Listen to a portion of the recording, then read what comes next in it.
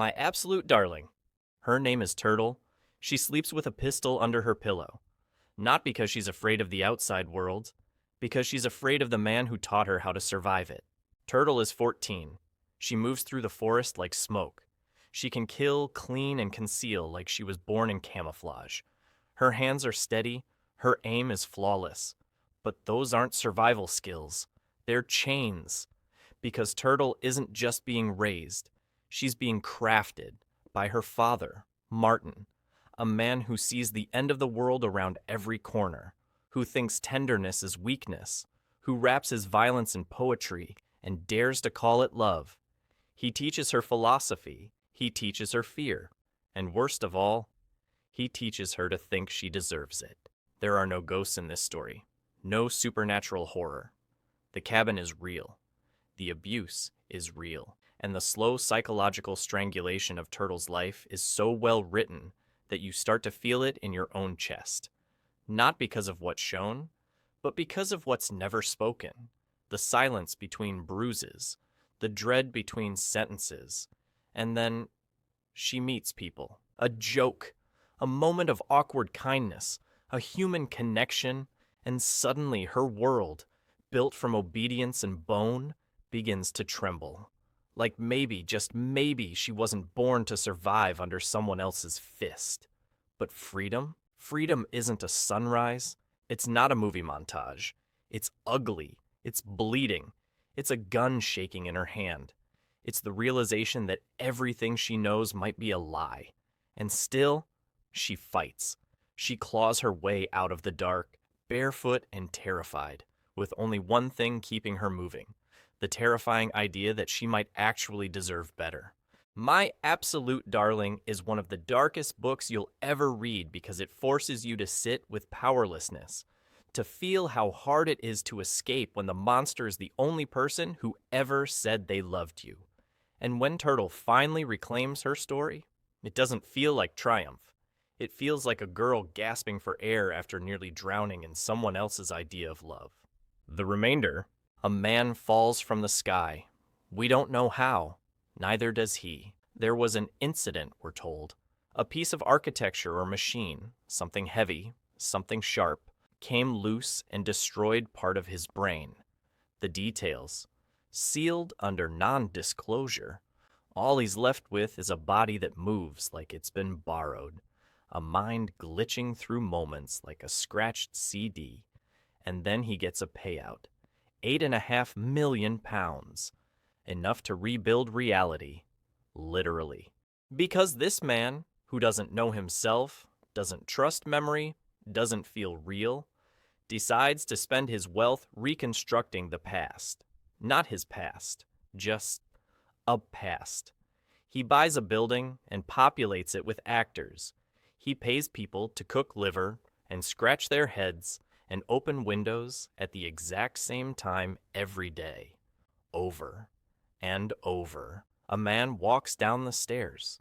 A woman listens to music. A cat moves across the roof. And he watches. He absorbs. He adjusts until every flicker of light, every scuff on the floor, matches the version in his head. This isn't art, it's madness. But also, it's honest. Because Remainder is about what it means to be you when memory doesn't work. When trauma has rewired your brain so badly that nothing feels real unless it's reenacted. He doesn't want fantasy. He wants certainty. He wants cause, effect, repetition, meaning. But that hunger escalates from peaceful memories to violent ones, to darker, more visceral recreations that involve blood, death, even murder. Not for power, not for thrill, for authenticity. Because how do you know you're alive if nothing feels like it matters? That's the horror of Remainder. Pet Sematary. The road doesn't care. It doesn't slow down for grief. It doesn't blink for innocence. It just keeps moving. Tires spinning. Blood soaking into the gravel. And for Dr. Lewis Creed, that road takes everything. A new house. A new start. A beautiful family. But just behind the woods, something waits. An old path, carefully hidden, leading to a strange, ancient burial ground where the soil is sour, where death isn't permanent, where what comes back isn't what left. When the family cat dies, it returns, but colder, wrong. Its eyes not quite feline anymore. And when Lewis's toddler son dies, taken by that same indifferent road, he does the unthinkable. He buries him there. Because grief isn't logical. It's desperate. It doesn't care about warnings or history. It just wants the pain to stop. But pain doesn't stop. It transforms. What comes back from that soil isn't a miracle. It's a message. A cruel echo of love twisted into something unrecognizable. A child that walks and talks, but whose smile doesn't reach its eyes, whose voice feels borrowed, whose return feels like a curse dressed in lullabies. And you, the reader, are dragged into that slow, suffocating realization that some doors, once open, don't shut, that some love, when stretched too far, becomes horror. Because Pet Sematary isn't about zombies. It's about the rot under the skin of perfect families. The kind of horror that doesn't chase you. It sits next to you at dinner, it wears your kids' pajamas, and it asks you to read it a bedtime story while holding a scalpel behind its back. Stephen King didn't write this book as entertainment. He shelved it, called it too dark, but it crawled back out like everything buried in that cursed ground. And when readers opened it, they weren't scared of monsters. They were scared of themselves, of what they'd do for one more moment with someone they lost, of how far they'd go to undo death. And the deeper fear? That they'd do exactly what Lewis did, and then lie to themselves that it was love. Geek Love. They made their own children, literally. The Banuski family runs a traveling carnival, but they're not just performers. They're curators of the grotesque. And in a twisted pursuit of fame and purity, the parents, Al and Crystal Lil, take drugs, radiation, and toxins during pregnancy, on purpose, to create children with birth defects, freaks as they proudly call them, and it works. Arturo has flippers for limbs. Iphigenia and Electra are Siamese twins. Chick has telekinetic powers. And Olympia, our narrator, is a bald albino hunchback dwarf. But this isn't a horror story about deformity. It's about what happens when family becomes a cult. Because Arturo, the golden boy with fins, turns his siblings into followers. He preaches about self-mutilation, about the beauty of sacrificing body parts to reach spiritual enlightenment. And people listen. People follow. They give up fingers, arms, eyes for him. And Olympia, she loves him. Even as he chips away at everything around them. Even as the carnival transforms from stage act into religion. Even as her body is used. Her voice silenced. Her identity twisted into obedience. Geek Love is sickening not because of what's done, but because of what's believed. The idea that love is pain, that loyalty means surrender, that family can redefine reality and call it devotion. And at the center of it is Olympia, a girl born into a circus, taught to smile through cruelty, to mistake abuse for affection, to protect the very people who destroyed her. But this isn't just tragedy, it's prophecy. Because Olympia isn't just a freak, she's a mother. And when her own daughter enters the world, you start to wonder, will the cycle break? Or will it continue, draped in sequins and applause? Dunn's novel shoves your face into the mud of identity, body autonomy, and inherited trauma. It whispers, you think your family's messed up? Look closer. The Willows. It starts with a river, 2 men, a canoe, open sky, and the gentle hush of water sliding past ancient trees. But then the river widens, and the trees change. They pass into a desolate stretch of wilderness where nature doesn't feel alive. It feels aware. The willows crowd around them, not aggressively, not violently, just watching, listening, leaning in a little too close. And then the ground begins to shift. Literally. Islands vanish overnight. Sandbars crumble. The map stops matching the world around them. Welcome to the Willows, a story where nothing actually jumps out. Nothing screams. No monsters chase you through the dark. But something watches you. Something judges you. Something waits until you stop pretending you're in control. Because the horror here is cosmic, ancient, silent. The men find strange markings in the sand. Pyramids, symbols, tracks that don't belong to any living thing. They hear sounds that make no sense, see shapes that move against the wind. And as days pass, their minds begin to bend. Not snap, just tilt. They start to believe the trees are alive, that the air has weight, that the land itself resents their presence, that they've stumbled into a place not meant for humans. A thin patch in the fabric of the world where something older, vaster, and entirely inhuman is brushing against our reality, and it doesn't want them there. The Willows is often called the greatest weird tale ever written, not because of jump scares, but because it erodes your sense of certainty. It strips away the illusion that the world is stable or safe or ours. Blackwood understood that true fear isn't about being chased. It's about being insignificant. Tiny men in a boat, drifting through a pocket of existence where human logic doesn't apply, where the rules you thought governed life, time, space, gravity, sanity, don't mean anything anymore. On the beach. The world ended 6 months ago. Nobody screamed, fought, even noticed, because they were already gone. The missiles fell, the sky turned black, and the silence rolled in like a tide.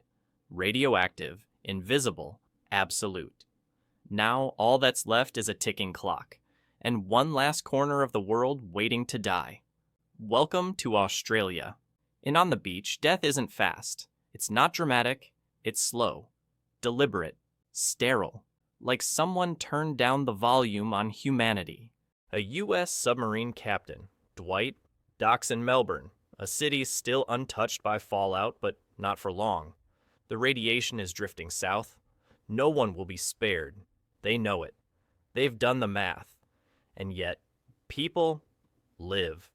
They plant gardens, throw dinner parties, talk about fishing, gas shortages, and how nice the weather's been.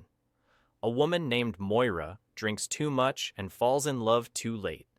A young couple has a baby they'll never see grow up. They are not delusional. They are not brave. They are just human. And as the days count down, the government starts distributing suicide pills, quietly, like aspirin. No big announcement, no panic. Just a polite little envelope that says, "Here, when you're ready." That's the horror, not fire or monsters, but how normal the end becomes. Because on the beach doesn't give you war. It gives you after. It gives you the numb space where no one screams, because screaming doesn't matter anymore. And yet, it hits harder than any dystopia, because we've all imagined it. The last coffee, the last goodbye, the last time you pretend the world is fine. And Shute doesn't flinch. He lets you sit there, in the silence, watching families go for walks, watching the wind carry death closer.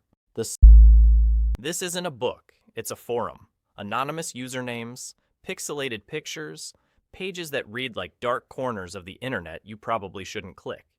At first, it's about sex, escorts, reviews, who's hot, who's fake, who's available. A man named Bret appears, beautiful, submissive, damaged. And like vultures to roadkill, the users swarm. But as the threads pile up, something shifts. Stories contradict each other. Details change. Some say Brad was beaten. Others say he liked it. Some claim he's dead. Others swear they saw him last week. Reality bends. Truth melts. And the reader becomes just another voyeur, addicted, guessing, doubting everything. Because this isn't about Brad. It's about us, The watchers, the posters, the ones refreshing the page for more pain dressed up as pleasure. And that's the horror. The blurring of lines between obsession and affection, between fantasy and footage, between "that's messed up" and "send the link." Dennis Cooper turns the internet into a haunted house, not with ghosts, but with people, hungry, horny, cruel, hiding behind usernames while passing around trauma like it's a meme. American Psycho. Patrick Bateman has a business card. That's all he really is. A name, embossed in bone white. Font, Cillian Rail. He has a perfect haircut, a perfect suit, a perfect life, and no soul. In American Psycho, horror doesn't wear a mask. It wears Armani. Bateman is a Wall Street investment banker. But that's just camouflage. His real obsession isn't money. It's control, skin, screams, the way a body comes apart when no one's watching, or maybe when they are, and just don't care. He kills, then eats sushi. He dismembers women, then reviews albums. He is both predator and parody. A monster stitched together from 80s greed and cocaine dust, who speaks like a magazine ad and thinks like a void. But here's the terrifying part. No one notices. Not his colleagues, not his lovers, not even the cops. He blends in so perfectly with the other plastic men around him that his bloodstained trail looks like a cologne ad. Even his confessions are treated like jokes, like maybe he didn't do any of it. Maybe it was all in his head. Or maybe reality is so numb, so hyper-stylized, that mass murder looks like another networking event. The genius of American Psycho is that you never quite know what's real. Did Bateman actually feed a stray cat to an ATM? Or is that just another crack in a consumer-driven mind that's rotted from the inside out? He's not a serial killer in the traditional sense. He's a mirror, held up to every reader, to every culture that prizes surface over substance, a culture that sells suffering as aesthetic, where a man can be handsome, rich, articulate, and completely hollow, and still be rewarded for it. There's a reason the book was banned, censored, burned. It isn't just the gore, it's the way it shows us how easy it is to become numb, to scroll past violence, to laugh at evil if it's dressed well enough. By the end, Bateman is still walking, still talking, still free, and all that's left is a blank wall and the words, "This is not an exit," because maybe he never existed, or maybe we're all just really good at pretending he doesn't. Okay, so that's it for today. Now subscribe.